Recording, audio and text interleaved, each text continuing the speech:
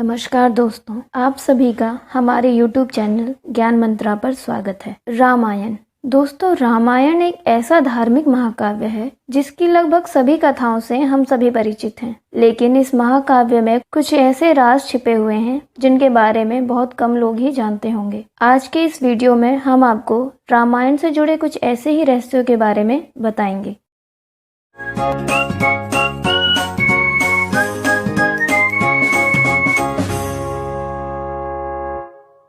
पुरानी दुश्मनी के कारण हुआ राम द्वारा रावण का वध। दोस्तों, हम सब ये जानते हैं कि देवी सीता को रावण के चंगुलों से छुड़ाने के लिए भगवान राम ने रावण का वध किया था। लेकिन इससे बहुत पहले रावण की दुश्मनी रघुवंश कुल के साथ थी। रघुवंश कुल में एक परम प्रतापी राजा हुए थे जिनका नाम अनरण्य था। जब रावण विश्व विजय करने निकला तो राजा अनरण्य के साथ भी उसका भयंकर युद्ध हुआ। उस युद्ध में राजा अनरण्य की मृत्यु हो गई, लेकिन मरने से पहले उन्होंने रावण को श्राप दिया कि मेरे ही वंश में उत्पन्न एक युवक तेरी मृत्यु का कारण बनेगा। इंद्र के कारण मिला कुंभकर्ण को सोने का वरदान। रामायण में एक दिलचस्प कहानी हमेशा सोने वाले कुंभकर्ण की है। कुंभकर्ण रावण का छोटा भाई था जिसका शरीर बहुत ही विकराल था। रामायण में वर्णित है कि कुंभकर्ण लगातार 6 महीनों तक सोता रहता था और सिर्फ एक दिन खाने के लिए उठता था और पुनः 6 महीनों तक सोता रहता था। लेकिन क्या आपको पता है कि कुंभकर्ण को सोने की आदत कैसे पड़ी? एक बार एक यज्ञ की समाप्ति होने पर स्वयं ब्रह्मा कुंभकर्ण के सामने प्रकट हुए और उन्होंने कुंभकर्ण से वरदान मांगने को कहा। इंद्र को इस बात से डर लगा कि कहीं कुंभकर्ण इंद्रासन ना मांग ले। इंद्रासन का अर्थ होता है इंद्र का आसन, वह आसन जहाँ हर प्रकार की सुख सुविधा मिले। तो उन्होंने सरस्वती से अनुरोध किया कि वह कुंभकर्ण की जिह्वा पर बैठ जाएं, जिससे वह इंद्रासन के बदले निंद्रासन मांग ले। इस प्रकार इंद्र की ईर्ष्या की वजह से कुंभकर्ण को सोने का वरदान मिला। गिलहरी के शरीर पर धारियां कैसे बनी? दोस्तों, गिलहरी के शरीर पर जो धारियां हैं उसके पीछे भी एक बड़ा धार्मिक कारण है। तुलसीदास द्वारा रचित रामचरितमानस में इस कथा का वर्णन मिलता है। जब लंकापति रावण ने छद्म वेश धारण कर सीता का हरण किया और उन्हें लंकापुरी की अशोक वाटिका में रखा, तो सीता को खोजते खोजते राम लक्ष्मण की भेंट सुग्रीव से हुई।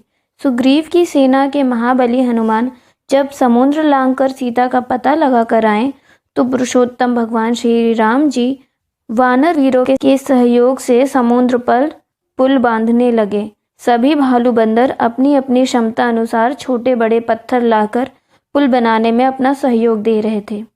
समुद्र के किनारे एक पेड़ पर एक गिलहरी रहती थी। वह भी भगवान श्री राम के काज में हाथ बटाने आई, अर्थात सहयोग करने आई।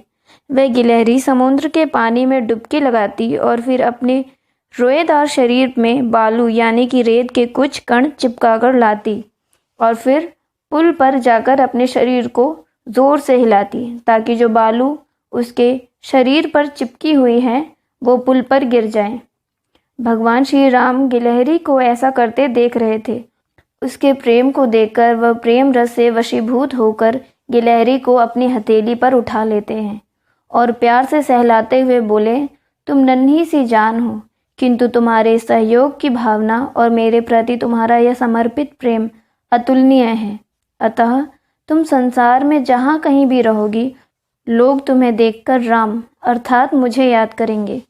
कहा जाता है कि जब श्री राम ने उपरोक्त वचन कहते हुए उस गिलहरी को सहलाया तो उनकी उंगलियों के निशान गिलहरी पर धारियों के रूप में अंकित हो गए। तभी से गिलहरियों के शरीर पर धारियों के निशान बन गए। शूर्पणखा का श्राप। दोस्तों, यह तो हम सभी जानते हैं कि लक्ष्मण द्वारा शूर्पणखा के नाक काट जाने से क्रोधित होकर लंकापति रावण ने माता सीता का हरण किया था। लेकिन आप में से बहुत कम लोग ही ये जानते होंगे कि स्वयं शूर्पणखा ने भी लंकापति रावण को सर्वनाश होने का श्राप दिया था। दोस्तों, आप सोच रहे होंगे कि रावण तो अपनी बहन को बहुत मानता था। उसकी एक बेइज्जती का बदला लेने के लिए रावण ने अपना सब कुछ दांव पे लगा दिया था। फिर आखिर रावण ने ऐसा क्या किया था जो उसकी बहन शूर्पणखा ने उसे सर्वनाश होने का श्राप दे दिया था। दरअसल दोस्तों, रावण की बहन शूर्पणखा के पति का नाम विद्युतजी था और वह काल के राज्य का सेनापति था। रावण जब विश्व विजय पर निकला था तब उसका राजा कालके के साथ युद्ध हुआ था। तब उसने उस युद्ध में अपनी बहन के पति विद्युतजीव को मार दिया था। तब रावण की बहन शूर्पणखा ने मन ही मन में रावण को श्राप दिया था कि एक दिन मेरे ही कारण तेरा सर्वनाश होगा। तो दोस्तों, इस तरह शूर्पणखा ने खुद रावण को सर्वनाश होने का श्राप दिया था।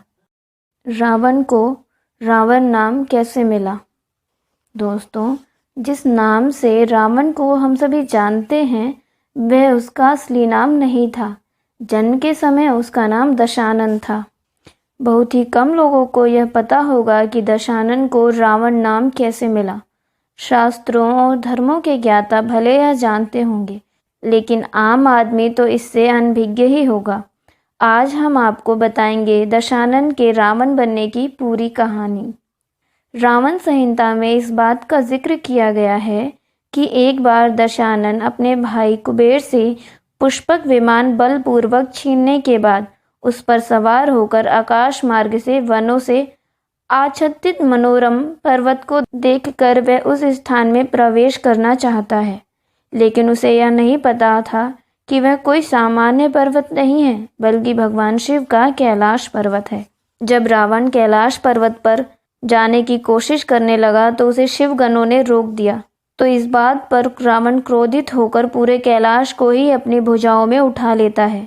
जब रावण ने कैलाश पर्वत को अपनी भुजाओं में उठाया तो पूरा पर्वत ही डगमगाने लगा, जिससे माता पार्वती चिंतित होने लगी। तब शिव अपने पांव के अंगूठे से पर्वत को दबा देते हैं और तब रावण की दोनों भुजाएं पर्वत के नीचे दबकर लहूलुहान हो जाती हैं।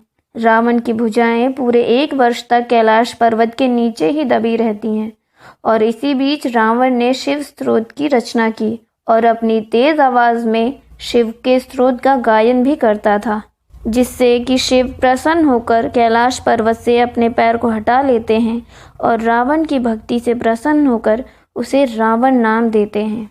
दोस्तों, रावण का अर्थ होता है तेज आवाज में दहाड़ना। किसी से मिलने पर केवल 2 बार ही राम शब्द का प्रयोग क्यों किया जाता है? क्यों कहते हैं राम राम? जैसा कि आप सब जानते हैं कि राम राम हमारे धर्म में बहुत पहले के समय से बोला जा रहा है और प्राचीन काल से यह चला भी आ रहा है। आज हम आपको इसके पीछे का कारण और इसके महत्व को बताएंगे कि हिंदू धर्म में किसी से मिलने पर भगवान राम का नाम क्यों लिया जाता है। आइए जानते हैं 2 बार राम राम बोलने के पीछे का बड़ा रहस्य। क्योंकि यह आदिकाल से चला आ रहा है। हिंदी की शब्दावली में र अक्षर 27वां है, बड़ा आ की मात्रा दूसरे नंबर पर है और म अक्षर शब्दावली में 25वें नंबर पर आता है।